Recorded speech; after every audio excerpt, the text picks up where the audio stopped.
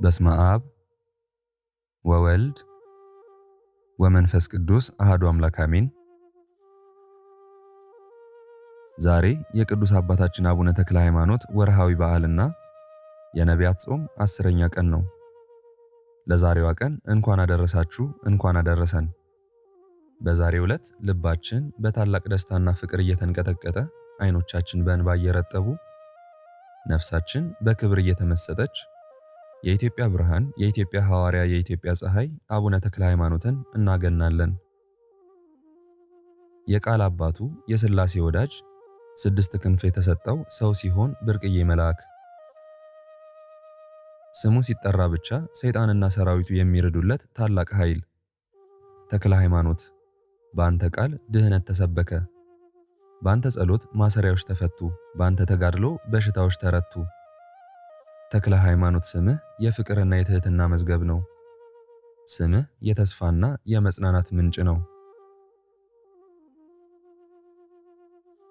አባት ሆይ በ6 ክንፍ ዙሪያ ስንመላለስ፣ በእግር ስብራት ስር ስንሰግድ፣ ዛሬም እንደ ትናንቱ በቃል ኪዳን እንደምትረዳን እናምናለን። ያንተ ምልጃ ከእናታችን ከቅድስት ድንግል ማርያም ጋር ተጨምሮ የደከመ ልባችንን ያድሳልና። አባታችን ሆይ በዚህ ወርሃዊ በዓልህ የሐዘንን መጋረጃ ቅደድ፣ የጭንቀትን ደመና አስወግድ፣ ልባችን በሰላም ተመልቶ በደስታ እንባ ተዘርሮ አዲስ ተስፋን እንድንቀበል አድርግ። ድል አድራጊው አባት ሆይ ሰይጣንንና ሥራውን በአንተ ስም እናባርራለን፣ አንተ ከኛ ጋር ነህና። እናት አባቶቼ፣ እህት ወንድሞቼ፣ ሕፃናትም ጭምር የጀመርነው የብርሃን ጉዞ የነቢያት ጾም ወደ 2ኛው ሳምንት ተሸጋግሯል። ይህ ጾም የንስሐ መንገድ፣ የፍቅር ልምምድ፣ የድል አጥቢያ ነው። ነቢያት በጉጉት ሲጠብቁት የኖሩትን የክርስቶስ መወለድን የምናስብበት ይህ ወቅት ለሕይወታችን ታላቅ ለውጥ የምናደርግበት ወርቃማ ጊዜ ነው። በመጀመሪያው ሳምንት የዘራነው የጸሎት ዘር በሁለተኛው ሳምንት ፍሬ እንዲያፈራ እንበርታ። ጾማችንን በትህትና፣ ምጽዋታችንን በፍቅር፣ ጸሎታችንን በንጹህ ልብ እናድርግ። የአባታችን የአቡነ ተክለ ሃይማኖት ተጋድሎ ኃይልን ይስጠን። የቅዱሳን ነቢያት ትንቢት ተስፋችንን ያለምልምልን። ቅዱስ አባታችን አቡነ ተክለ ሃይማኖት ሆይ እኛ ደካሞች ልጆችንን ተማጽነንሃል። ዛሬም በቃል ኪዳን መሰረት የሀገራችንን ሰላም ጠብቅልን፣ ቤተ ክርስቲያናችንን አጽናልን። ክብርን ሰጥተንሃል። ያንተ ክብር የድንግል ማርያም ልጅ ክብር ነው። በአንተ ያደረ ጸጋ ለእኛ ይብዛልን። አግንነንሃል። አባታችን ሆይ በሰማያዊ ልመና በዛሬው ዕለት የጀመርነውን ጾም አሳምርልን። አድንቀንሃል። የሚደነቀው ሕይወትህ የኢትዮጵያ ምድር ያፈራችው ታላቅ ፍሬ፣ የአምላክ የጸጋው ማህተም። ክብርን ሰጥተንሃል። ክብሩ ለአንተ ብቻ አይደለም፣ በአንተ ላደረው የመንፈስ ቅዱስ ኃይል ለቅድስት ድንግል ማርያም ምልጃ ምስጋና እናቀርባለን። ተማጽነንሃል። አባታችን ሆይ በሰማይ ዙፋን ፊት ስለ ልጆች አስብ።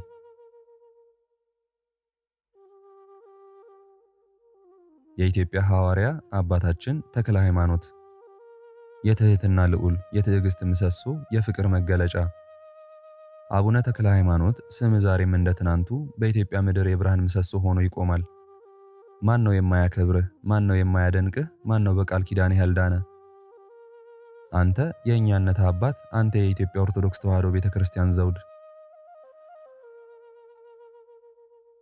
6ቱ ክንፎችህ የሰማያዊነትህ፣ የንጽህናና የማይቋረጥ የአገልግሎት ምልክት ናቸው። እንደ መልአክ ክንፍ ተሰጥቶ ምድረ ኢትዮጵያን በወንጌል ቃል ስትሸፍን የድህነትን ብርሃን ከ4 አቅጣጫ አበራህ። በዛሬው በዓልህ የዚያች ክንፍ ረድኤትህ ከኛ አይለይ። በሰይጣን ወጥመድ የተያዙትን፣ በፍርሃት የታሰሩትን በክንፍ ጥላ ስር ሰብስበህ ነፃ አውጣ። አባታችን ሆይ በንጹህ ልብ በብቸኝነት ሆነ ለአንድ አምላክ ብቻ መስገድህ በቆምክበት ምድር ላይ የዘላለም ምልክት ሆነ። እግርህ ተሰብሮ አጥንትህ እንደ ደረቅ እንጨት ቆሞ ለአምላክ ክብር የሰጠኸው ታላቅ መስዋዕትነት እኛን በዓለማዊ ሩጫ የደከምን ልጆችህን ወደ መንፈሳዊ ዓለም ተመልከቱ ይለናል። የተሰበረው የእግርህ ኃይል የተሰበረ ልባችንን ይጠግንልን። አባታችን ሆይ በድንግልናትህ ቃል ኪዳን አማልደን። በዛሬው ዕለት ያዘኑ ልቦች በእንባ ታጥበው በደስታ እንዲሞሉ፣ ተስፋ የቆረጡ ነፍሶች በአዲስ ብርሃን እንዲያዩ፣ የመከራና የጭንቀት መጋረጃ ተቀዶ የድልና የሰላም ፀሐይ እንዲፈነጥቅ አንተ እርዳን። አባታችን ሆይ ልባችን በፍቅርህ ይነዳል። በዛሬው በዓልህ በዓይን የሚታይ ተአምርህን አሳየንና የደስታ እንባችን ይፍሰስ።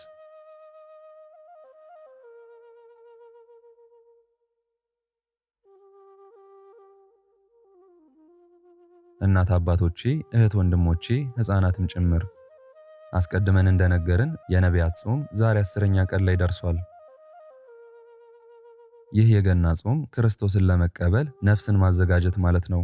ይህ የሁለተኛው ሳምንት ደግሞ የጽናትና የትጋት ጊዜ ነው። ነቢያት ኢሳይያስ፣ ሕዝቅኤል፣ ኤርምያስ፣ ነህምያ በጨለማ ዓለም ሆነው በጉጉት ሲጠብቁት የኖሩት የቤተልሔም ኮከብ። እኛም ዛሬ የአባታችን የአቡነ ተክለ ሃይማኖትን ኃይል ይዘን በጾማችን ጸንተን የክርስቶስን ልደት እንጠባበቃለን። ጾማችን የኃጢአት መርገጫ ነው። ጾማችን የድል አጥር ነው። ዛሬም በዚህ በረከት በሞላበት ቀን የጾም ጸሎታችንንና የአባታችን የአቡነ ተክለ ሃይማኖት ቃል ኪዳን ተባብረው ሰይጣንንና ሰራዊቱን ይዘው ያባሩልን። የመንፈስን ኃይል የሚቀንስ ድካም ሁሉ ይጥፋ። የሰላም ወዳጅ የቤተ ክርስቲያን ሐዋርያ የአማኞች ሁሉ መጠጊያ ዛሬም በቃል ኪዳንህ እንደምትረዳን ሙሉ እምነት አለን። እኛንም ልጆችህን አይተህ በእንባህና በጸሎትህ ተማጸንልን። የአባታችን የአቡነ ተክለ ሃይማኖት ወርሃዊ በዓልና የጀመርነው የነቢያት ጾም ረድኤት በረከት ለሁላችንም ይዳረስ። መልካም የደስታ ቀንና የጾም ጊዜ ያድርግልን። አሜን።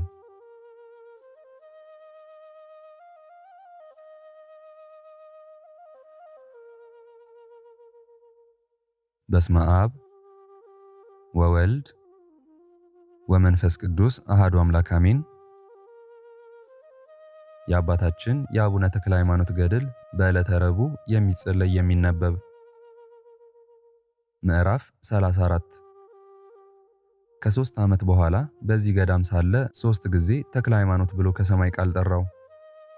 ክቡር አባታችንም አቤቱ እኔ አገልጋይህ አለው አለው፣ የእግዚአብሔር ቃል እንደሆነ አውቋልና። እንደ ቀድሞ ብዙ ምርኮ ታስገባልኝ ዘንድ እንግዲህ ተነስተህ ወደ ዳሞት ሂድ አለው። ብዙዎችን ሰዎች ከአምልኮ ጣዖት ወደ አምልኮተ እግዚአብሔር ትመልሳቸዋለህና። በዚህም ባለህበት ቦታ በመንፈስ ቅዱስ በሚወለድልህ በልጅ በታዲዮስ እጅ ታላቅ የሆነ ገዳም ይሰራል። ከጥቂት ቀን በኋላ ወደ ቤት ትመለሳለህ። እየተጋደልክ በሰራኸው ስለ ፍጹም ድካምህ በዚህ ቦታ ሴቶችም ወንዶችም ልጆችህ ይበዛሉ ብሎት የሚናገረው ቃል ዝም አለ። መዋዕለ ጾሙን ከፈጸመ በኋላ ክቡር አባታችን ተክለ ሃይማኖት ተመልሶ ወደ ሀገር ገብቶ የከተታን ሰዎች ሁሉ ሰብስቦ እኔ ፈጣሪ ወዳዘዘኝ ቦታ እሄዳለሁና ባስተማርኋችሁ ትምህርት ክርስቶስን በማመን ጸንታችሁ ኑሩ፣ እሱ ቢፈቅድልኝ ኋላ ወደ እናንተ እመለሳለሁ አላቸው። የሀገሩ ሰዎች ሁሉ አባታችን ሆይ ለማን ጥለህን ትሄዳለህ? አዲስ አማኞች ነንና ከሃይማኖት ዝናብ ማን ያጠጣናል? ከሚያቃጥል ከቆላ ዋዕይ ውስጥ ነንና በነፍስና በሥጋ የሚጠብቅ እንዳንተ ያለ አባት የት እናገኛለን? እያሉ ተላቀሱ። ክቡር አባታችን አቡነ ተክለ ሃይማኖት የፈጣሪን ትእዛዝ ላፈርስ ይቻለኛልን? ልቦናዬንስ ለምን ትሰብሩታላችሁ? እናንተስ እግዚአብሔርን በማመን ጸንታችሁ ኑሩ፣ እርሱ የምትወዱትን ሁሉ ያደርግላችኋል። በእግዚአብሔር ያመነ ምንም አያጣምና አላቸው። በስሙም ያመነን ሰው ክፉ ነገር አያገኘውምና በመከራ ይፈትኑታል፣ ከመከራው ይድናል እንጂ። እግዚአብሔርን በአምልኮ ፈልጉት፣ ጸንታችሁ ትኖራላችሁ። ሁል ጊዜ ገጸ ረድኤቱን ፈልጉ፣ በፍጹም ልቦናችሁ ውደዱት። በፍጹም ሰውነታችሁ እግዚአብሔርን እንዲህ እየወደዳችሁት እናንተም እርስ በርሳችሁ ተፋቀሩ። እርስ በርሳችሁ በመዋደዳችሁ የክርስቶስ ወገኖች እንደሆናችሁ ሁሉ ያውቃችኋል። ጸብ፣ ክርክር ካላችሁ ግን ስራችሁ የቀና አይሆንም። ከእናንተ አንዱስ እንኳ እርኩሳን ለሚሆኑ ለጣዖታት የሚሰግድ አይኑር። በእሳት የሚያሟርት መድኃኒት የሚቀምም የሚያስጠነቁል የሚያሟርት መድኃኒተኛ ሟርተኛ፣ ሙት በመጥራት ሙት በማስነሳት ሙት በመጠየቅ ዲዳን ደንቆሮ በመጠየቅ ይህን ሁሉ የሚሰራ ሰው በእግዚአብሔር ዘንድ እርኩስ ነውና አስቀድሞ ያስተማርኋችሁን ጠብቁ።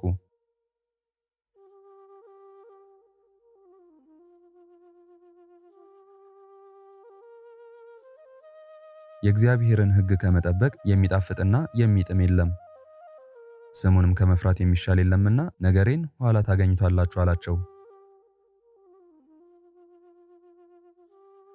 በሥጋ ብትለየን በመንፈስ አትለየን፣ በእግዚአብሔር ዘንድ መመኪያህ ነንና። ይህን ብለው ጽኑ ልቅሶ እያለቀሱ ሸኝተው ሰደዱት።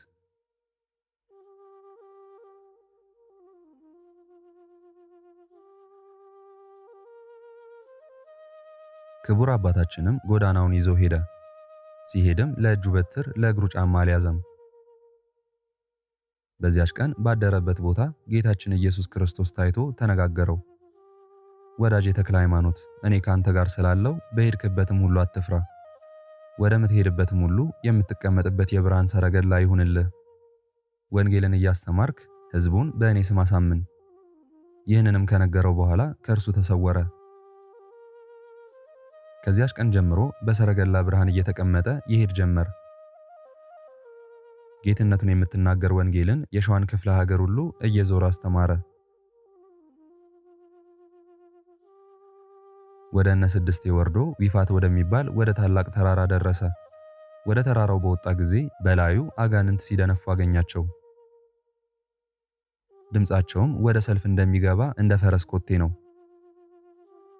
እንደ ውሻና እንደ ጉርጥ ይጯጯሃሉ። አባታችን ተክለ ሃይማኖት ወደ እሱ እስኪደርሱ ድረስ ዝም አላቸው። ጊዜው መሽቶ ነበርና የአገሩም ሰዎች ያመልኳቸው ይሰግዱላቸው ነበር። ወደ እሱም በደረሱ ጊዜ በመስቀል አማተበባቸው። ሁሉም በነፋስ ፊት እንዳለ ጢስ በነው ጠፉ። ብፁዕ አባታችን ግን ሌሊቱን በሙሉ በጸሎትና በምስጋና አደረ። በነጋም ጊዜ የአገሩ ሰዎች እንደ ልማዳቸው ልዩ ልዩ የሆነ ምግብና መጠጥ እንደዚሁም ያርዱላቸው ዘንድ ላሞችን ይዘው መጥተው ብፁዕ አባታችን ወዳለበት ወደ ተራራው መጡ። ከዚያ በደረሱ ጊዜ ይሰግዱ ጀመር። ብፁዕ አባታችንም እነዚህ ሰዎች የሚያደርጉትን ያይ ዘንድ ተነሳና ለአጋንንት ሲሰግዱ አያቸው። በመንፈስ ቅዱስ ፍቅር እሳትነት ልቦናው ነደደ። በአራቱ ማዕዘን በመስቀል እያማተበ በስመ አብ ወወልድ ወመንፈስ ቅዱስ ብሎ አሰምቶ ተናገረ። እነዚያም ሰዎች ግሩም ከሚሆን ከቃሉ ጩኸት የተነሳ ደንግጠው እንደ ድንጋይ ሆኑ። ብፁዕ አባታችንም ሰማይን ምድርን በሰማይም በምድርም ያለውን ሁሉ ለፈጠረ ለእግዚአብሔር መስገድን ትታችሁ ለርኩሳን አጋንንት ለምን ትሰግዳላችሁ አላቸው። እነሱም በፍጹም ፍርሃት ደንግጠው አቤቱ ከሆነ ጀምሮ እንዲህ ያለ ስም የሰማንበት ጊዜ የለም አሉት። ብፁዕ አባታችንም ቀድሞስ ያለ እውቀት አደረጋችሁት፣ ዛሬ ግን እንዳትጠፉ ለእግዚአብሔር ስገዱ፣ ለርኩሳን አጋንንት የሚሰዋ ሁሉ ከወገኑ ጋር ፈጽሞ ይጠፋልና አላቸው። ብንተወው ፈጣሪያችን ዝም ይለናል። በዚህ ካልሰገድንለት ካልሰዋንለት ወንዶችን ሴቶችንም ልጆቻችንን ይገድልብናል፣ ገንዘባችንን ሁሉ ሀገራችንንም ያጠፋብናል። ስለዚህ እንገዛለታለን አሉት። ክቡር አባታችን ተክለ ሃይማኖትም እኔ አየው ዘንድ ወዴት አለ አላቸው። በሌሊት ነው እንጂ ቀን አይታይም አሉት። ብፁዕ አባታችንም በእውነት በጨለማ ይታይ ይሆናል፣ ስራው ክፉ የሆነ ብርሃንን ይጠላል፣ ስራው እንዳይገለጥበት ወደ ብርሃን አይመጣምና። ስራው በጎ የሆነ ግን ወደ ብርሃን ይመጣል፣ ስራው ይገለጥ ዘንድ። ሁለንተናው ጨለማ እንደሆነ በዚህ እወቁት። ዳግመኛስ ወደ እናንተ የሚመጣበትን ጊዜ በምን ታውቁታላችሁ አላቸው። እሳት ለብሶ በጅብ ተቀምጦ እንደ ክረምት ነጎድጓድ እያሰማ ይመጣል። በጅብ የተቀመጡ ብዙ ሰዎች በግራ በቀኝ ይከቡታል፣ ሁሉም በአፋቸው እሳት እያናፉ ይመጣሉ አሉት። ብፁዕ አባታችንም እንዲህ አላቸው፣ በእውነት ርኩስ ነው፣ ከፈረሶቹም እሱ ይረክሳል። እስኪ እስከሚመሽ ድረስ እንጠብቀው። ያሸንፈኝ እንደሆነ እሰግድለታለሁ፣ እኔ ያሸነፍኩት እንደሆነ ለእኔ ፈጣሪ ትሰግዳላችሁን? አላቸው። አንተ ካሸነፍከው አዎን ለአንተ አምላክ እንሰግዳለን አሉት። በመሸ ጊዜም ግሩም ያይደለ ይህ ጋኔን እንደ ልማዱ ባለው ግርማ መጣ። ክቡር አባታችን ተክለ ሃይማኖትም ተነስቶ በመስቀል አማተበበት። ከተቀመጠበት ጅብ ላይ ወደቀ፣ እንደ ጢስ ተኖ ጠፋ። ከእሱም ጋር ያሉት ከቦታችን አስወጥቶ የሚያሳድደን ማን ነው እያሉ ከነጅቦቻቸው ተበተኑ። የአገሩ ሰዎችም ይህን በተመለከቱ ጊዜ አምላክህ በእውነት ሁሉን የሚያሸንፍ ኃያል ነው እያሉ ደንግጠው ከአባታችን እግር ስር ወደቁ። ብፁዕ አባታችንም እንዲህ አላቸው፣ እንግዲህስ አትፍሩ። ለአብ የባህሪ ልጁ ለኢየሱስ ክርስቶስ ለባህሪ ሕይወቱ ለመንፈስ ቅዱስ ስገዱ። እሱ ሁላችሁም እስክትመለሱ ድረስ ከእናንተ ማንን ሊያጠፋ አይወድምና። ፍየልና ላም ልትሰውለት አይፈልግም፣ የላም ሥጋ አይበላምና ወይም የፍየል ደም አይጠጣምና። በመገዛት ስገዱለት፣ በእውነት አምልኩት እንጂ። እሱ ብቻ የፍጥረት ሁሉ ፈጣሪ ነውና በሰማይም በምድርም በባህርም በቀላያትም ያለሱ ሌላ አምላክ የለምና። እሱ ይገድላል፣ እሱ ያድናል፣ እሱ ያደህያል፣ ያበለጽጋል፣ ያዋርዳል፣ ያከብራል። ምንም የሚሳነው ሥራ የለም። ለእንደዚህ ያለውን ንጉሥ እመኑበት የዘላለም ሕይወትን ታገኙ ዘንድ። ይህን የመሰለውን ሁሉ ብፁዕ አባታችን እስኪነጋ ድረስ ሲያስተምራቸው አደረ። እነዚህም ሰዎች ይህ ድል የነሳኸው አምላካችን አንተ ከኛ ዘንድ ከሄድክ ይገድለናል፣ ገንዘባችንን፣ ሀገራችንን ያጠፋብናል፣ ምን እናደርጋለን አሉት። ክቡር አባታችን ተክለ ሃይማኖት ፈጽማችሁ በእግዚአብሔር ካመናችሁ በምንም አያሸንፋችሁም፣ ይህ ጋኔን ደካማ ነውና ሲያሳምማችሁ ኖረ። ወንዶች ሴቶች ልጆቻችሁን ሀገራችሁንም ገንዘባችሁንም ያጠፋባችሁ ነበር። ዛሬስ ሄዳችሁ ለሀገሩ ሰው ሁሉ ንገሩ፣ የታመመበት በሽተኛውን ሁሉ ይዞ ይምጣ። የፈጣሪን ኃይል ታዩ ዘንድ እርሱ ሳትጥሩ ዋጋ ሳትሰጡት ያድንላችኋልና። እነሱም ደስ ብሏቸው ተነስተው ወደ ቤታቸውም እየሮጡ ሄደው ለሀገሩ ሰው ሁሉ ነገሩ። የሀገሩም ሰው ሁሉ ደስ እያላቸው ተሰበሰቡ። በሽተኞችንም ሰበሰቡ። ቁጥራቸውም 12 አንካሳ፣ 13 ጎባጣ፣ 7 ጋኔን የሚጥላቸው 10 እውራን ነበሩ። በአልጋ እየተሸከሙ አመጧቸው። ገና ከአባታችን ከተክለ ሃይማኖት ዘንድ ሳያደርሷቸው በሩቅ ባዩት ጊዜ አንተ ክፉ ሰው የከተታ የጽላልሽን አውራጃ የተውንልህ አይበቃህምን? ከዚህም ልታሳድደን መጣህን? እያሉ ያደሩባቸው አጋንንት ይጮሁ ጀመር። ዘወትር እንዲህ እየፈጠንክ ስትሄድ በእግርህ ነው ወይንስ በነፋስ ትቀመጣለህን? ካንተ የምንሸሽበት አጣን። አሁንም መከራ አታጽናብን፣ ወደን እንሄዳለን አሉ።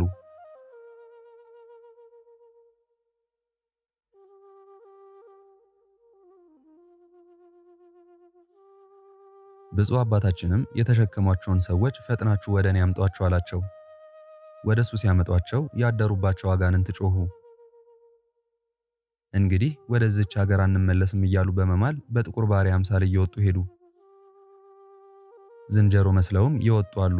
ሸሽተው ከዱር ገደል ገቡ። ድውያኑም ዳኑ፣ እውራኑም አዩ። ከዚያም ያሉ ሰዎች ይህን ታምራት ባዩ ጊዜ አባታችን በረከትህን እንቀበል ዘንድ ባርከን እያሉ ከተክለ ሃይማኖት እግር ስር ወደቁ። እኔስ በአምላኬ ስም አምናችሁ ሳትጠመቁ በረከትን አልሰጣችሁም፣ የአጋንንት ወገኖች ናችሁና አላቸው። የዳኑትም የአገሩ ሰዎች አባታችን ያዘዝኸንን ሁሉ እናደርጋለን አሉ። በእግዚአብሔር ስም አምናችሁ ትጠመቁ ዘንድ አዛችኋለሁ አላቸው። ሁሉም ተነስተ አጥምቀን አሉትና በአብ በወልድ በመንፈስ ቅዱስ ስም አጠመቃቸው። ቤተ ክርስቲያንን ስሩ ብሎ አዘዛቸውና በውስጧም የጌታችንን የኢየሱስ ክርስቶስን ቅዱስ ሥጋውንና ክቡር ደሙን አቀበላቸው። በዚህን ጊዜ የመላእክት አለቃ በዲያቆን አምሳል ይራዳው ነበር። በእነሱ ዘንድ ልዩ ሶስት የሚሆኑ የሥላሴን ሃይማኖት እያስተማረ 9 ወር ተቀመጠ።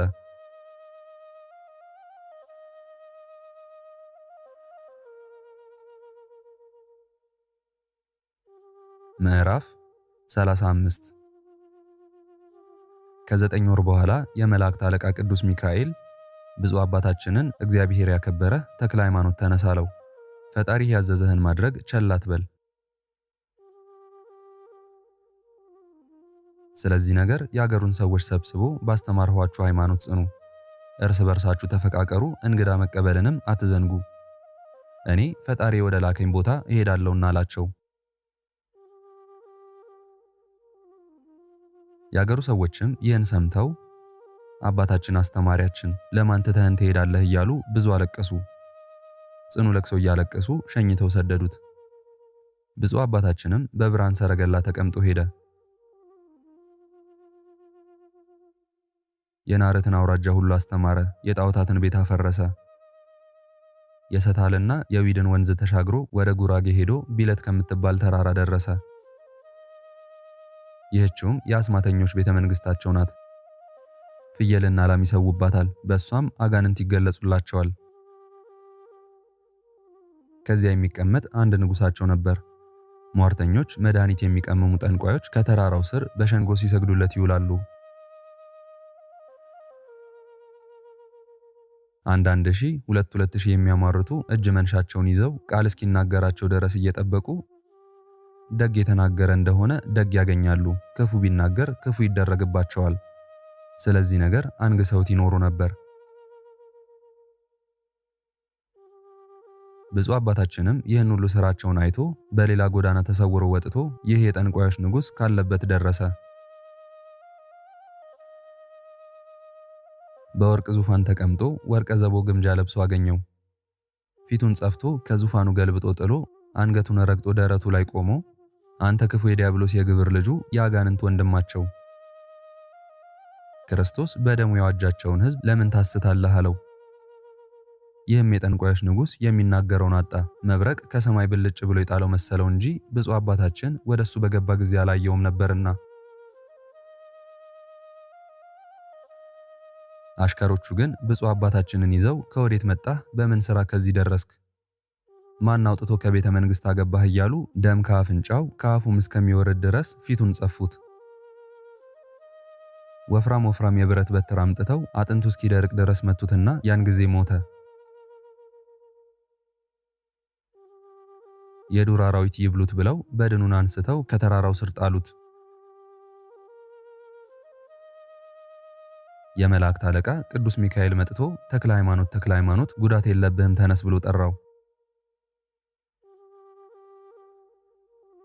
ብፁዕ አባታችንም የተኛ ሰው እንዲነሳ ፈጥኖ ተነሳ። ቁስሉ እንዳሶ ከደዌው አዳነው፣ መከራ ፈጽሞ እንዳላገኘው ሆኖ ዳነ። ይህን ሟርተኛ አንተ ድል ታደርገዋለህና ሄደህ ተዋጋው አለው።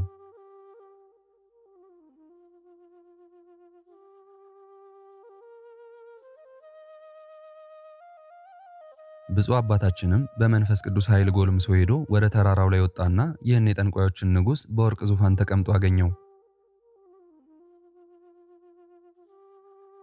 ይህ የጠንቋዮች ንጉሥ ግን ብፁዕ አባታችን ቅዱስ ተክለ ሃይማኖት ወደ እርሱ ሲገባ አልተመለከተውም፣ ፊቱን ሲመታው ያየዋል እንጂ። በዚያችም ቀን ዳግመኛ አባታችን ተክለ ሃይማኖት ንጉሳቸውን ፊቱን ጸፍቶ ከዙፋኑ ጣለው፣ አልጋውንም አንስቶ በላዩ ሰበረው። ይኸውም የጠንቋዮች ንጉሥ አሽከሮቹን እነሆ የትላንትናው ሰው ሲገድለኝ ለምን ዝም ትላላችሁ እያለ ጮኸ። ባሮቹም ወዲያና ወዲህ እየሮጡ ቢገቡ ብፁዕ አባታችን ተክለ ሃይማኖት ጌታቸውን ሲመታ አገኙት። ፈጥነው ይዘው የብረት አለንጋ አምጥተው ብፁዕ አባታችን ተክለ ሃይማኖትን የጎኑ አጥንት እስኪታይ ድረስ ገረፉት። ዛሬስ አንግደለው ቀድሞን መርምረው ተባባሉና ከወዴት መጣህ? ሀገርህስ ወዴት ነው? ስራስ ምንድነው? ትላንት አልገደልንህምን? ዛሬ ማን አስነሳ? ከኛ መድኃኒት ያንተ መድኃኒት ይበልጣልን? አሉት። ክቡር አባታችን ተክለ ሃይማኖትም በእውነት ከእናንተ ፈጣሪ የኔ ፈጣሪ ይጸናል። እኔ መድኃኒት አላውቅም፣ የእናንተን መድኃኒት ላጠፋ መጥቻለሁ እንጂ አላቸው። አገርህ ወዴት ነው? አሉት። ብፁዕ አባታችን ተክለ ሃይማኖትም ሀገሬን ለውሾች እናገራለሁን? ነገር ግን ውሾች ከእናንተ ይሻላሉ፣ ጌታቸውን ያውቃሉና አላቸው። ይህን ባላቸው ጊዜ የውስጥ ዕቃው እስኪታይ ድረስ ሁለተኛ ገረፉት። ደሙም እንደሚፈስ ውሃ ወረደ። አካሉም እንደ ሥጋ ተቆራረጠ፣ ለሞትም ደረሰ። አንስተውም ወደ ገደል ጣሉት። የመላእክት አለቃ ቅዱስ ሚካኤል ግን እንደ ቀድሞ ፈጥኖ አስነሳው። እንዲህ እያደረገ እስከ 40 ቀን ድረስ ከነሱ ልዩ ልዩ የሆነ መከራ እየተቀበለ ተቀመጠ። በእነዚህም በ40 ቀኖች እህል ውሃ አልበላም አልቀመሰም። ብዙ መከራ ደረሰበት። ከነዚህ ከክፉ ሰዎች የደረሰበት ረሃብ፣ ጥም፣ መመታት፣ መገረፍ ናቸው። ወደ ደህንነት ጎዳና ሊመልሳቸው ቢጥርም እነሱ ግን ከክፉ ስራቸው ሊመለሱ አልቻሉም። ከ40 ቀን በኋላም ብፁዕ አባታችን እንደ ደረቅ ድንጋይ የህሊናቸውን ጽናት የልቦናቸውን መደንደን አይቶ ወደ እግዚአብሔር ለመነ። ጌታዬ ኢየሱስ ክርስቶስ በሀገሬ ሳለሁ የታየኸኝ አንተ ነህ። ሐዲስ ሐዋርያ አድርጌሃለሁ፣ ወደ አዲስ አማኞች እልክሃለሁ ያልከኝ አንተ ነህ። እኔ በሚሄድበት በማድርበትም በትእዛዝህ ጸንቼ እኖራለሁ እያለ ለመነ። ዛሬም አንተን ወደማያውቁ ሕዝብ ደረስኩ። ብዙ ክፋት አደረጉብኝ። እኔም አንተ እያጸናኸኝ በስምህ ስለተጠራው ብዙ መከራ ተቀበልኩ። ዛሬ ግን ብዙ ታመምኩ። ከእውነት ከወጡ ከነዚህ ሰዎች ፈርደህ አድነኝ። እንደ አቤሮንና እንደ ዳታን ተከፍታ ትውጣቸው ዘንድ ምድርን እዘዛት።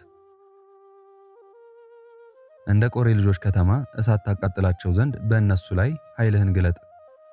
የጋለ ቃልህ ግን ለእኔ ለአገልጋይህ ይከራከርልኝ እያለ ለመነ። እንዲህ እያለ ከጸለየ በኋላ ወደ ተራራው ወጣ። ከየሀገሩ ሁሉ የተሰበሰቡትን ጠንቋዮች አንድ ወገን ሆነው ለንጉሳቸው ሲሰግዱ አገኛቸው። ብፁዕ አባታችን ተክለ ሃይማኖትም ከመካከላቸው ገብቶ ቆመና አንቺ ምድር እነዚህን ክፎች ሰዎች ተከፍተሽ ትውጫቸው ዘንድ በእኔ ቃል አይደለ በእግዚአብሔር ቃል አዝዤሻለሁ እያለ አሰምቶ ተናገረ። ወዲያው ተከፍታ ጠንቋዮቹን ሁሉ ከካዲ ንጉሳቸው ጋር ዋጠቻቸውና አንደኛቸውን ወደ ሲኦል ወረዱ። ብፁዕ አባታችንም ይህን አይቶ እግዚአብሔርን አመሰገነ። ገጸ ረድኤትህ በእኛ ላይ ተገለጸ፣ ዛሬ ልቦናዬን ደስ አሰኘኸው። በእውነት የአማልክት ፈጣሪ አንተ ነህ፣ የነገስታት ገዢ አንተ ነህ። ብፁዕ አባታችንም በተራራው እንዲህ እያለ ወደ ጠንቋዮቹ ማደሪያ ሲመላለስ በብርና በወርቅ የተሰሩ ጣዖቶቹን አገኘና ድንጋይ አንስቶ ቀጠቀጣቸው፣ የሚሰውበትን ሁሉ አፈረሰ። ብፁዕ አባታችንም ከመሸ በኋላ ከታላላቆች ዛፎች በአንዲቱ ዛፍ አጠገብ ቆሞ ጸለየ። በዚያ ሲጸልይ ስፍር ቁጥር የሌላቸው እልፍ አእላፋት አጋንንት መጡ። ብፁዕ አባታችን ተክለ ሃይማኖትም የሚያደርጉትን ያይ ዘንድ ዝም አለ። ሁሉን የተውንልህ የሸዋ ምድር አልበቃህምን ብለው ጮኹ። ከዚህም እንዳያመልኩብን ልትከለክለን መጣህ፣ እኛም ሳንገድልህ አንተውህም ብለው ድንጋይ አንስተው ብፁዕ አባታችን ተክለ ሃይማኖትን አጥንቱ እስኪደቅ ድረስ በድንጋይ መቱት። ሲመቱትም የመላእክት አለቃ ቅዱስ ሚካኤል እንደ እሳት እየተንቦገቦገ ወርዶ በክንፉ መታቸው፣ እንደ ምድር ትቢያ ያደረጋቸው፣ ሁሉም አለቁ። የመላእክት አለቃ ቅዱስ ሚካኤልም ብፁዕ አባታችን ተክለ ሃይማኖትን አንስቶ ዳሰሰው፣ ከመከራውም ካዳነው በኋላ አጋንንት በመጡበት ጊዜ በመስቀል አለማማተብህ ለምንድን ነው አለው። ብፁዕ አባታችንም ሥጋዬን ቢገድሉ ነፍሴን መግደል አይቻላቸውም፣ ምን ያደርጉኛል? ነገር ግን ከእኔ ጋር በመዋጋታቸው የምስጋና ዋጋዬን ስላበዙልኝ ደስ ይለኛል እንጂ አለው። የመላእክት አለቃ ቅዱስ ሚካኤልም ወዳጄ ተክለ ሃይማኖት ጠላትህ እየተዋጋ በሚመጣበት ሥራ ሁሉ ጸንተ ተዋጋ፣ ጽና፣ በርታ። ብዙ ሰዎችን ከድንቁርና ወደ ዕውቀት ትመልሳቸዋለህና ብሎት ሄደ። በነጋውም ብፁዕ አባታችን አኖሪዮስ የሚባል ልጅ ከመንፈስ ቅዱስ ይወለድልሃል የሚል ቃል ከሰማይ ሰማ። እሱም ከአንተ የተረፉትን ጠንቋዮች ያጠፋቸዋል፣ ከአምልኮተ ጣዖት ወደ አምልኮተ እግዚአብሔር ይመልሳቸዋል። በዚህች ሀገር ታላቅ ገዳም ይሰራል። በኋላ ዘመን በእሷ ልጆች ይበዛሉ። ብፁዕ አባታችን ተክለ ሃይማኖትም ይህን ሰምቶ ዝም አለ። ከዚህ በኋላ ለአጋንንት የሚሰውበትን ቦታ ፈረሰ። የአገሩን ሰዎች ሁሉ በእግዚአብሔር ስም አሳመናቸው። ብፁዕ አባታችን በደረሰበት ሀገር ሁሉ የሚያመልኩበት የጣዖት ቤት ወዴት አለ እያለ እየጠየቀ ማጥፋት ልማዱ ነውና በነገሩትም ጊዜ ፈጥኖ ሄዶ ያጠፋቸዋል። እንዲህም እያደረገ ሲሄድ በዳሞት አውራጃ ወዳለ ዝባፈትን ከሚባል ተራራ ደረሰ። ከዚያም የአገሩ ሰው ሁሉ የሚያመልከው የእንጨትና የድንጋይ ጣዖት የሚያስጠነቁሉበት አገኘ። በዚያም አጋንንት ይገለጹላቸዋል፣ የሚያመልኳቸውም ሰዎች ደም እያፈሰሱ ይሰውላቸዋል። ብፁዕ አባታችን ተክለ ሃይማኖትም እነዚህን ጣዖቶች አይቶ ድንጋይ አንስቶ ቀጠቀጣቸው፣ ቦታውንም አጠፋባቸው፣ ወንበራቸውንም ገለባበጠባቸው። ፀሐይ በገባም ጊዜ ብፁዕ አባታችን ከዛፍ ስር ቆሞ ሲጸልይ ወደ እሱ አጋንንት በዝተው እየተንጋጉ መጡ። የተውንል የሸዋ ክፍለ ሀገር ሁሉ አልበቃህምን ብለው ጮኸው ተናገሩ። ከዚህም ግዛታችን ልትከለክለን መጣህን? ዛሬስ ሳንገልህ አንተውህም አሉት። እሱን ለማስፈራራትም በድንጋይ ወገሩት። የማይቻላችሁ ስትሆኑ በከንቱ ለምን ትደክማላችሁ ብሎ በመስቀል ቢያማትብባቸው እንደ ጢስ በነው ጠፉ። በነጋው የሀገር ሽማግሌዎች ሁሉ ለጣዖቶቻቸው ይሰግዱ ዘንድ ተሰብስበው መጡ። ከምድር ወድቀው ወዳድቀው አገኟቸው። ደንግጠው ጣዖቶቻችንን ምን አገኛቸው? ማን ሰባበራቸው? ተባባሉ። የእግዚአብሔር ሰው ብፁዕ አባታችን ተክለ ሃይማኖትም በጌታዬና በአምላኬ በኢየሱስ ክርስቶስ ኃይል እኔ ሰበርኳቸው አላቸው። ከኔ እጅ ራሳቸውን ማዳን ያልቻሉ ሊደካሞች ሌላውን ማዳን እንደምን ይችላሉ? ትንፋሽ የሌላቸው ድንጋዮች ምን ያደርጉላችኋል? አላቸው። እሱን አይተው ከየት መጣህ አሉት። ብፁዕ አባታችን ተክለ ሃይማኖትም እኔስ ከጌታዬ ከኢየሱስ ክርስቶስ ታዝዤ የምትስቱባቸውን የጣዖቱን ቤት መስገጃችሁን አፈርስ ዘንድ ከሀገር የመጣው አላቸው። ጌታ ከላከ እስኪ ከኛ ዘንድ ሲያድንህ እናያለን አሉት። ጣዖቶቻችንን እንዳጠፋ አንተንም እናጠፋሃለን ብለው ይዘው ደበደቡት። ነፍሱ ከስጋው ለመለየት እስክትደርስ ድረስ መከራ አጸኑበት። እኩሌቶቹ ንጉሥ የሚያመልካቸውን ጣዖቶች ሰብሯልና ንጉሡ ሳያውቅ እንግደለው አሉ። አጽንተው አሰሩት። ከእነሱ አንዱ የዳሞት ገዢ የሚሆን ቀፈረውድም የሚባል ሰው ወሰደው። ለዚህም ለሀገረ ገዢው የሚጥለው ልጅ ነበረው። ይህም ሀገረ ገዥ ወደ ቤቱ ለመግባት ሲመለስ ልጁ ሊቀበለው ወጣ። ያን ጊዜ ጋኔኑ በሰው ሁሉ ፊት ጣለው። ሁሉም ደነገጡ። ፍስሐ ጽዮን እኔ ካንተ ምን አለኝ ብሎ ሰይጣኑ ጮኸ። አዲሱ ስምህንስ መጥራት አይቻለኝም። መከራ ተጸናብኝ ዘንድ ከዚህ ማን አመጣህ? ቀድሞ የሸዋን ክፍለ ሀገር ሁሉ ተውኩልህ። እነዚህ አልበቁህምን? በሄድኩበት እየተከተልክ ከየሀገሩ አስወጥተህ ሰደድከኝ። ዛሬም ከዚህ መጣህ። በአንድ ሀገር የማታርፍ አንተ ክፉ ሰው፣ ከአንተ ወዴት እሸሻለሁ? ወዮልኝ! እኔና አንተ እስክትሞት ድረስ ስንዋጋ እንኖራለን። ዝም ካላልክስ በሞተ ለሚልብ አድሬ ወደ ገደል ይጥልሃል። ከዚያ ትሞታለህ፣ እኔም ካንተ አርፋለሁ አለው። ሀገረ ገዢውም ይህን ነገር ሰምቶ ደንግጦ ከእስራቱ ፈታው። በፊቱ ወድቆም እጅ ነሳው። እግዚአብሔር የሚሉት የሰማይ ፈጣሪ አንተ ነህን? አለው። ብፁዕ አባታችን ተክለ ሃይማኖትም እኔስ እሱን አይደለሁም፣ የማመልከው የእሱ ባሪያ ነኝ እንጂ። አባቴ አምላክ የሚባለው ማን ነው? ሕይወት የማገኝበትን ሥራ ንገረኝ፣ ልጄንም አድንልኝ ባለው ጊዜ ብፁዕ አባታችን ተክለ ሃይማኖትም ልጅህን ባድንልህ በእኔ አምላክ ታምናለህን? አለው። አዎን ፈጽሜ አምናለሁ አለው። ብፁዕ አባታችን ተክለ ሃይማኖትም አንተ ርኩስ ሰይጣን በጌታዬ በኢየሱስ ክርስቶስ ስም ከዚህ ብላቴና ላይ ውጣ ብሎ እጁን አንስቶ በሕፃኑ ፊት ላይ አማተበ። ወዲያው ገመር ዝንጀሮ መስሎ ወጣ። እኔው ራሴ እወጣለሁ፣ አትንካኝ፣ በእጅ ባለ እሳት አታቃጥለኝ እያለ ጮኸ። ይህን ያዩ ሁሉ አደነቁ። ይህም አገረ ገዥ ደስ ብሎት ከነ ቤተሰቡ ከሀገሩም ሰዎች ጋር በብፁዕ አባታችን ቃል በጌታችን በኢየሱስ ክርስቶስ ስም አመነ። በዚያች ቀን አንድ አምላክ በሚሆን በአብ በወልድ በመንፈስ ቅዱስ ስም አጠመቃቸው። አገረ ገዢውን ስሙን ገብረ ዋህድ አለው። ሚስቱንም ወለተ ዋህድ አላት። ልጁንም ተክለ ዋህድ አለው።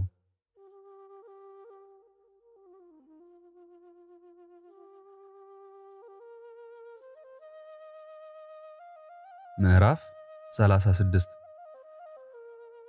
ከጥቂት ቀን በኋላ ክቡር አባታችን ተክለ ሃይማኖትን የያዙት የሀገሩ ሰዎች ሽማግሌዎች መጥተው ሀገረ ገዢውን ጣዖቶቻችንን ያጠፋ ይህን ሰው ከንጉሱ ዘንድ እስክናደርሰው አጽንተ ጠብቅ ስላሉት ይህም ሹም ደህና አድርጌ እጠብቀዋለሁ አላቸው። ብፁዕ አባታችን ተክለ ሃይማኖትም ለዳሞት ሰዎች የክርስቶስ ሕግ የምትሆን ሃይማኖተ ወንጌልን እያስተማረና በሀገራቸው የታመሙትንም እያዳነ 3 ወር ተቀመጠ። 3 ወር ከተፈጸመ በኋላ መኳንንቱ መጥተው ገብረ ዋህድን ጠብቅ ያልንህን ሰው ስጠንና ወደ ንጉሡ እንውሰደው አሉት። እሱንስ አልሰጣችሁም፣ አብሬ ከእርሱ ጋር እሞታለሁ እንጂ አላቸው። እርሱን እስካልሰጠህን ሁለታችሁንም ገደል እንደምንሰዳችሁ እወቅ፣ ብዙ መከራም ትቀበላላችሁ አሉት። ሊያጣሉት ሊያካስሱት ወደ ንጉሡ ፈጥነው ሄዱ። ከንጉሡ ዘንድ በደረሱ ጊዜ ጌታችን ሆይ አንተ የምትሰግድላቸውን አማልክት የሰበረ ሰው በተራራው ላይ አግኝተን ወደ አንተ እስክናመጣው ድረስ አስረን ጠብቅ ብለን ለቀፈረውድም ሰጠነው። እነሆ ለሱ ጠበቃ ሆኖ ስጠን ብንለው ከሱ ጋር እሞታለሁ እንጂ እሱንስ አልሰጣችሁም አለን ብለው ከሰሱት። ንጉሥ ሆይ ያንተን አማልክት ክዷቸው እንደሆነም አናውቅም አሉት። ንጉሡም ሰምቶ እጅግ ተቆጣና ሁለቱንም አስራችሁ አምጡልኝ ብሎ ኃይለኞች አሽከሮቹን ላከ። መልእክተኞችም ቀፈረውድም ቤት በደረሱ ጊዜ ብፁዕ አባታችን ተክለ ሃይማኖት ጋኔን ሲያወጣ የእግዚአብሔር ጌትነቱን ቸርነቱን ለሀገሩ ሰዎች ሁሉ ሲያስተምር አገኙትና እሱንም ገብረ ዋህድንም አስረው ወሰዷቸው። በጎዳና ሲሄዱ ገብረ ዋህድ አባታችን ተክለ ሃይማኖትን እንግዲህ አንተ የእግዚአብሔር ወዳጅ ስማይ ልንገርህ፣ ከሸዋ የተማረከች ስለ አንዲት ሴት ፍቅር ንጉሡ አእምሮን ካጣ እነሆ 25 ዘመን ነው። በጣዖቱ ሥርዓት ሊያገባት ወዶ ብዙ ሰንጋዎችን አረደ። ሳያገባት ለጣዖቱ ሊያሰግዳት አክብራችሁ አምጧት ብሎ አዘዘ። ከጣዖቱ ፊት በቆመች ጊዜ መብረቅ ከሰማይ ድንገት መጥቶ ሁላችን እያየን ነጥቆ ወደ ሰማይ አወጣት። ከድንጋጤው የተነሳ ብዙ ሰዎች ሞቱ። ንጉሡም ከዚያች ቀን ጀምሮ እስከ ዛሬ ድረስ አእምሮን አጥቶ ኖረ። ከዚህ አእምሮ ማጣት ብታድነው የሚተውን ይመስለኛል፣ ይህ ካልሆነ ግን ይገድለናል አለው።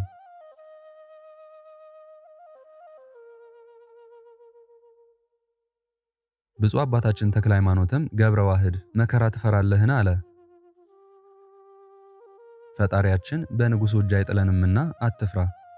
ይህችንም ያልከኝን ሴት ነገር የእግዚአብሔር ቸርነቱን ተአምራቱን ካየህ በኋላ እነግርሃለሁ።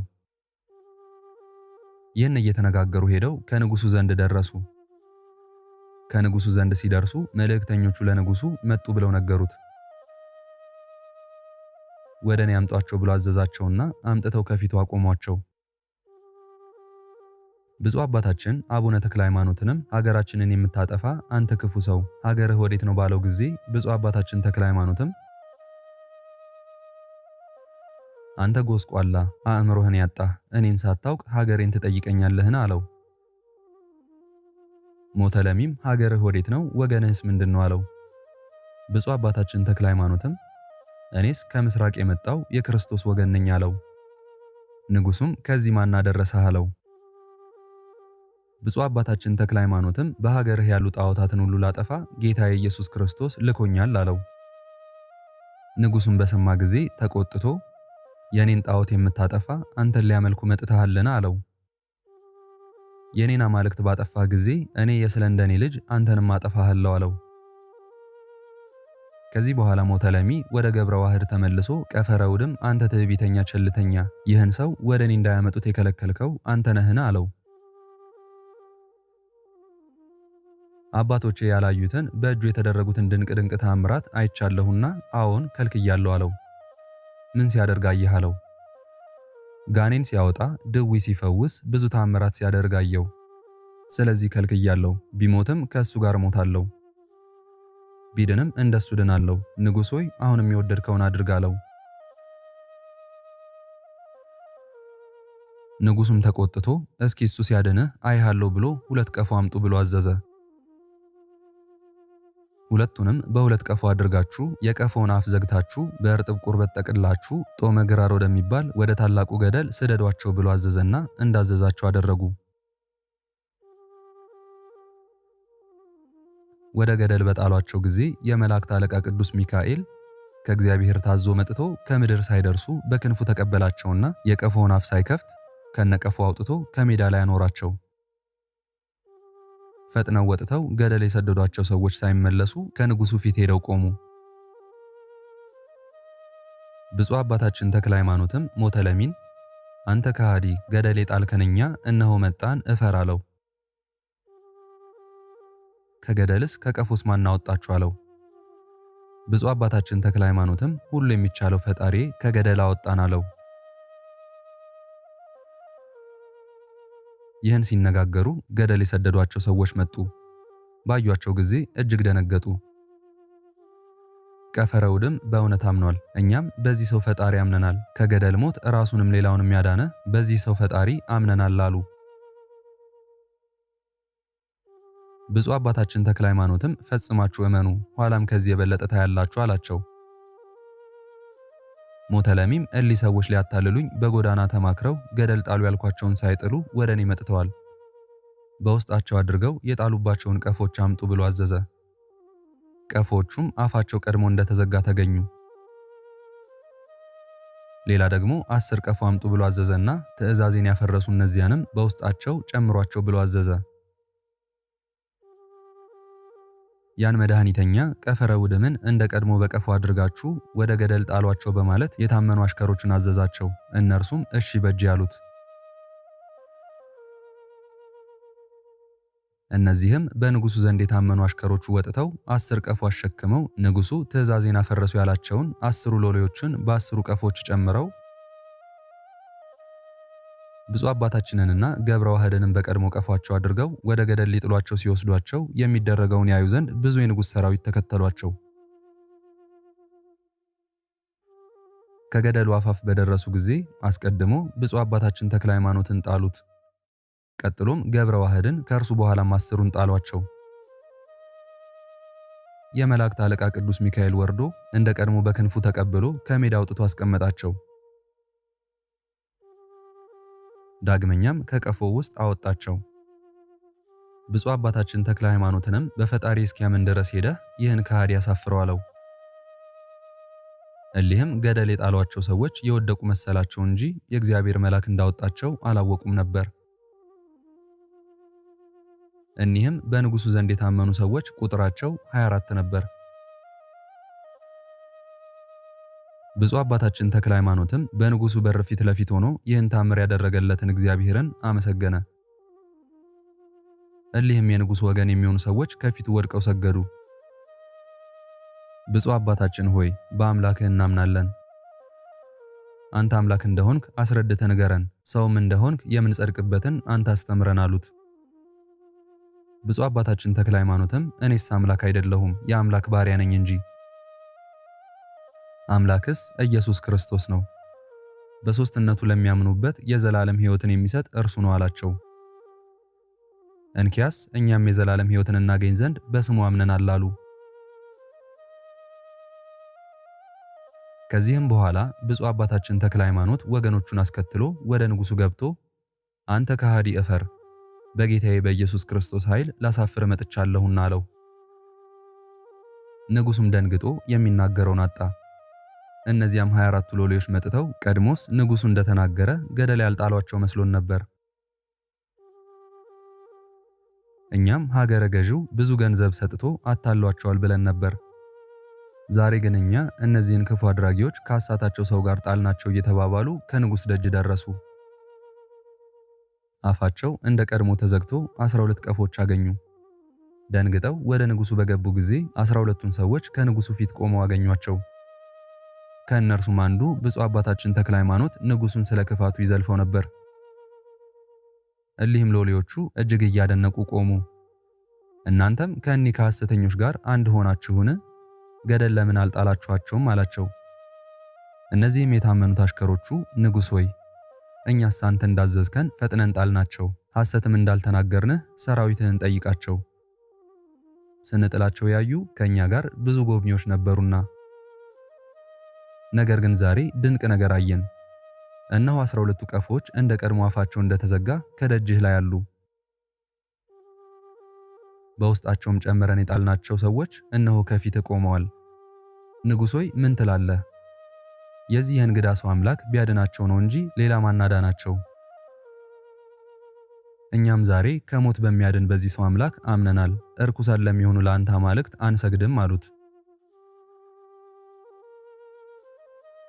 ብፁዕ አባታችን ተክለ ሃይማኖትም ልጆቼ ፈጽማችሁ እመኑበት፣ የሚያድነው ከሞተ ሥጋ ብቻ አይደለም ከሞተ ነፍስም ነው እንጂ አላቸው። ብፁዕ ሆይ ሁላችንም በአንተ አምላክ እናምናለን ብለው ጮኸው ተናገሩ።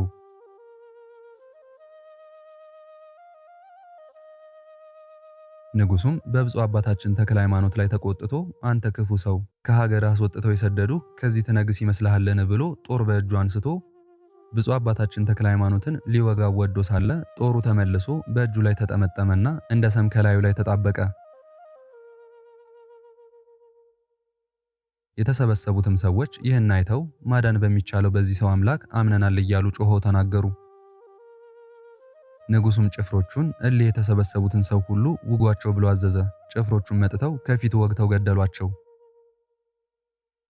በዚያችም ቀን በከተማው ደማቸው እንደ ውሃ ፈሶ የሞቱት ሰዎች ቁጥራቸው 34080 ሰዎች ናቸው። በክርስቶስ ስም አምነው በሰማዕትነት የሞቱልህም ቅዱሳን የማያልፍ ክብር ተቀበሉ። በረከታቸው ከሁላችን ጋር ይሁን ይደረግ ለዘላለሙ በእውነት።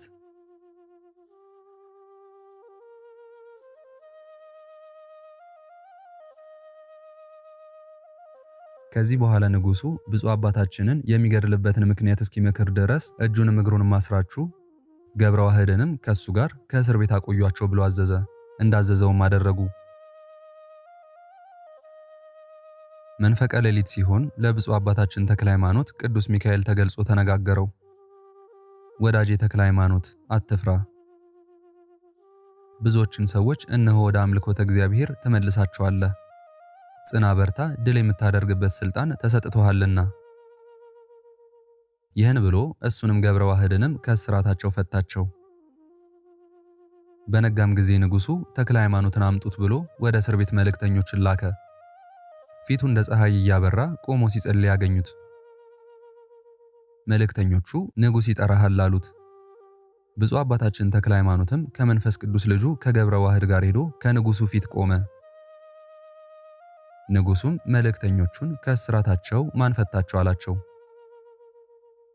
ቁሞ ሲጸልይ ያገኘ ነው እንጂ የፈታቸውን አናውቅም፣ እጆቹም እግሮቹም ተፈተው ነበር። ገብረ ዋህድም ከእርሱ ጋር ሆኖ አገኘ ነው እንጂ አሉት። ሞተለሚም ማን ፈታህ አለው። ብፁዕ አባታችን ተክለ ሃይማኖትም አእምሮህን ያጣህን ተጎስቋላ፣ የፈጣሪን ኃይል እስከ መቼ ድረስ ትጠይቀኛለህ? ትናንት ከእጅህ ያዳነኝ ማን ነው ብሎ ጥያቄውን በጥያቄ መለሰለት። ትናንትስ በመድኃኒት ዳንክ ብሎ ቀኝ እጁ ትናንት በያዛት ጦር ተጠቅልላለችና በግራ እጁ ጦሩን አነሳና ብፁዕ አባታችን ተክለ ሃይማኖትን ሊወጋው ወዶ ሳለ ጦሩ ከእጁ ጋር ተጣበቀች። ክንዱ ሰለለ፣ ደረቀ፣ እንደ ድንጋይ ሆነ። እኔን ገድሎ መንግስቴን ይቀማኝ ዘንድ ሀገሬንም ያጠፋ ዘንድ ይህ ሟርተኛ ከየት መጣ እያለ ጮኸ።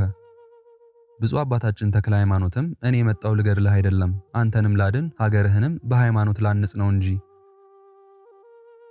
መንግስትህም ውሾች እንደሚረግጡት እንደ አደባባይ ጭቃ ይመስለኛል።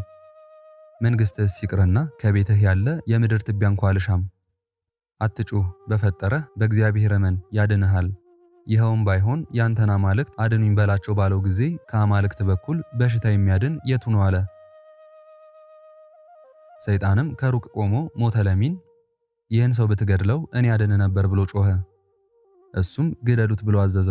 ጭፍሮቹም ይህ ሰው በምን ይሞታል? ጦርም አይገድለውም ገደልም አይቀበለውም አሉት። ንጉሡም በጭንቅ ታምም ያለውና ፈጥኖ የሚሞትበትን በሉ ምከሩኝ አላቸው። ገመድ ከአንገቱ አስገብተው ከታላቅ ዛፍ ላይ አንቀው ይስቀሉት፣ በዚያ ይሞታል አሉት። እሱም እንደነገራችሁኝ ፈጥናችሁ አድርጉ አላቸው። ብፁዕ አባታችን ተክለ ሃይማኖትን አውጥተው ከአንገቱ ገመድ አስገብተው አንቀው ሊሰቅሉት ወሰዱት። የንጉሡም ሰራዊት ሞቱን እናያለን ብለው ተከትለው ሄዱ። ከዛፉ ዘንድ በደረሱ ጊዜ አንድ ሰው ከዛፉ ላይ ወጥቶ በላዩ ገመድ አስሮ ብፁዕ አባታችን ተክለ ሃይማኖትን ከምድር 50 ክንድ ያህል አርቆ በዚያ ተሰቃይቶ ይሙት ብሎ ሰቀለው። ይህም ገመድ ያሰረው ሰው ሲወርድ ከዛፉ ላይ ወድቆ አጥንቱ ተሰባብሮ በክፉ አሟሟት ፈጥኖ ሞተ። ዛፉ ግን የእግዚአብሔር ወዳጅ ከላይ ውረድልኝ እንደሚል ራሱን ወደ ምድር አዘነበለ።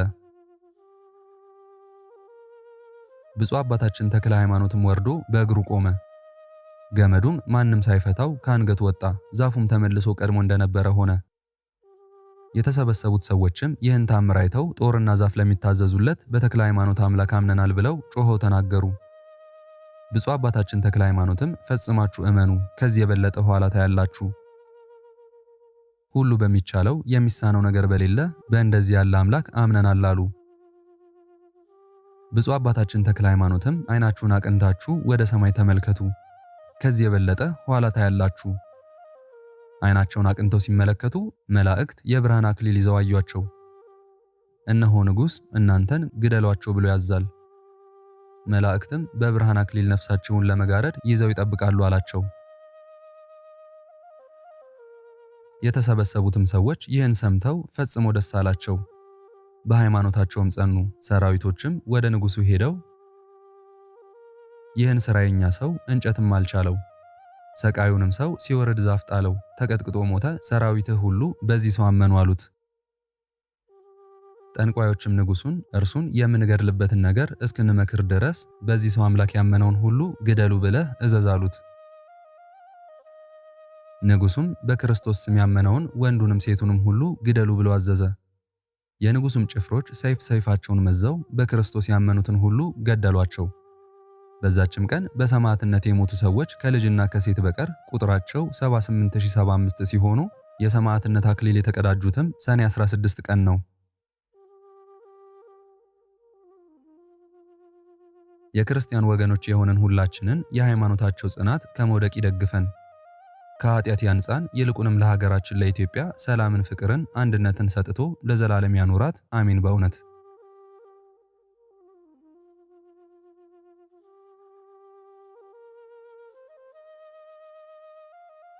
ምስጋና ይሁን አንድ አምላክ ለሚሆን ለአብ ለወልድ ለመንፈስ ቅዱስ ዛሬም ዘወትርም እስከ ዘላለም አሜን። የዛሬውን መርሃ ግብር በዚህ መልኩ ጨርሰናል። ዘወትር የምንለቀውን መርሃ ግብር እንድትከታተሉ ሳትሰለቹም ሰብስክራይብ፣ ሼር፣ ላይክ እንድታደርጉ እኔንም ይህን ጸሎት የተከታተሉትንም በያላችሁበት በጸሎታችሁ እንድታስቡን በጌታችን በመድኃኒታችን በኢየሱስ ክርስቶስ ስም እጠይቃለሁ። ይህንን ጸሎት ምስጋና ወይም ቃል እግዚአብሔር በቅርብም በአካል በሩቅም በያላችሁበት ስትከታተሉ ለቆያችሁ በኋላም ለምታደምጡ በአሜነ በረከት ለተሳተፋችሁ በጸሎት እንድናስባችሁም ለጠየቃችሁን ወለተ ኪዳን፣ ሀብተ ማርያም፣ ፍቅረ ሚካኤል፣ ወልደ ተስፋ ሕይወት፣ ወለተ አብራ ጽዮን፣ ፍሬ ወይኒ፣ ብርሃነ መስቀል፣ ኤልሳቤት፣ አስቴር፣ ወለተ ገነት፣ ሳሙኤል፣ ብርሃነ መስቀል፣ ፍሬ ወይኒ፣ ወለተ አርሴማ፣ ወለተ ሳራ፣ ሊዲያ፣ ኤርሚያስ፣ ወልደ ሩፋኤል፣ ዲያቆን አሮን፣ ወለተ ሳራ፣ ወልደ ትንሣኤ፣ ጳውሎስ፣ ወለተ ሕይወት፣ ወለተ ኪዳን፣ ዮሳን፣ ወለተ ልዑል፣ ወለተ ሳራ፣ ወለተ ሳራ፣ ወልደ ዘላለም፣ ወልደ ልዑል፣ ወልደ አሸናፊ፣ ወልደ ቴድሮስ፣ ወልደ አቤል፣ ወልደ ሳሙኤል፣ ወልደ ብሩክ፣ ወልደ በረከት፣ ወልደ ሚካኤል፣ ወልደ ብሩክ፣ ወልደ ሚካኤል፣ ቶማስ፣ ወለተ አናንያ፣ ወለተ ሚካኤል፣ ፍቅርተ ሚካኤል፣ ኃይለ ሚካኤል፣ ትርሲተ ሚካኤል፣ ፍቅረ ሥላሴ፣ ተስፋ ሚካኤል፣ ወለተ ማርያም፣ ሐና ማርያም፣